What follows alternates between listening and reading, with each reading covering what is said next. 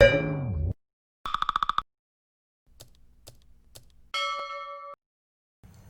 mga kaibigan, may i-share na naman ako sa inyo.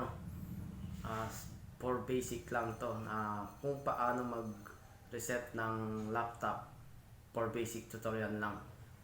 Itong laptop na to, ang brand niya ay HP Envy by 360.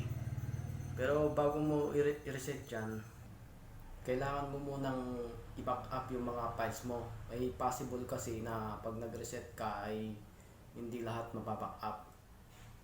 May option kasi doon pag nag-reset ka, yung erase everything saka yung keep files. Pag keep files kasi ito yung i-back up niya yung mga files mo, pero lang yung mga application.